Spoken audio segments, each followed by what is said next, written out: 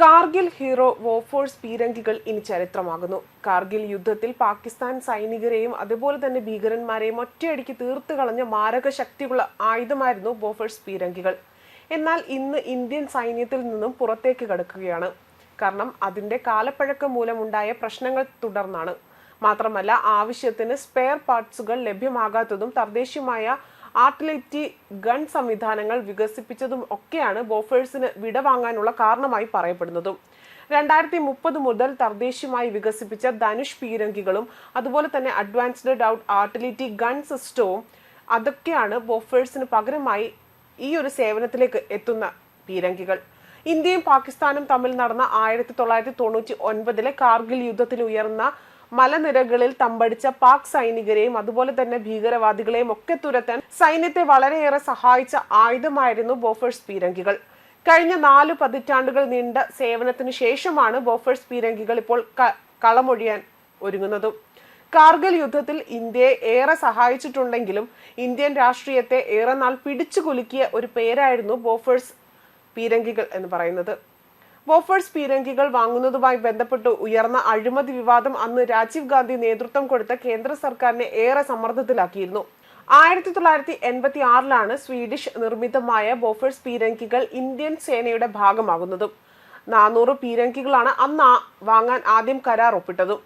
1437 കോടി രൂപയുടെ ഇടപാടായിരുന്നു ഇത്.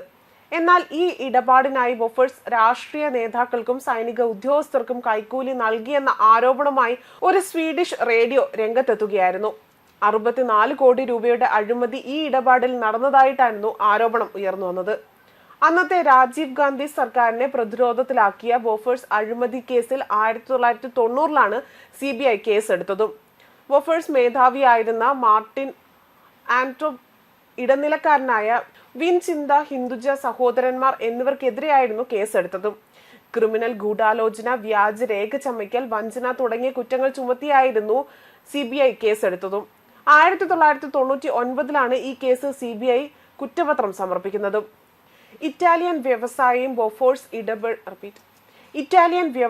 ബോഫോഴ്സ് ഇടപെടലിലെ ഇടനിലക്കാരനുമായ ഒട്ടോവിയോ കത്വറോച്ചി അതുപോലെ മുൻ പ്രതിരോധ സെക്രട്ടറി SK ഭട്നഗർ കമ്പനി എന്നിവർക്കെതിരെയായിരുന്നു പ്രതികളാക്കിക്കൊണ്ട് കുറ്റപത്രം സമർപ്പിച്ചതും. 2000 ഈ കേസുമായി ബന്ധപ്പെട്ട് ഹിന്ദുജ സഹോദരന്മാർക്കെതിരെ അനുബന്ധ കുറ്റപത്രം CBI സമർപ്പിക്കുകയും ചെയ്തു. അന്ന് വാങ്ങിയ ബോഫേഴ്സ് പീരങ്കികൾ 200 എണ്ണം മാത്രമേ ഇപ്പോൾ ശേഷിക്കുന്നുള്ളൂ. നിലവിൽ ഇവയുടെ സാങ്കേതിക വിദ്യ കാലഹരണപ്പെട്ടതാണ്. അത്യാധുനിക ആർട്ടിലറി ഗൺ സംവിധാനങ്ങളാണ് ഇന്ന് മിക്ക രാജ്യങ്ങൾക്കും അവരുടെ പക്കലുള്ളത്. ഈ സാഹചര്യത്തിൽ കൂടിയാണ് ബോഫേഴ്സിന് പകരം തദ്ദേശീയമായി 2 ആർട്ടിലറി ഗണ്ണുകൾ ഇന്ത്യ വികസിപ്പിച്ചത്. ഇത് ധനുഷ് അതുപോലെ തന്നെ ATAGS എന്നിവയൊക്കെയാണ്.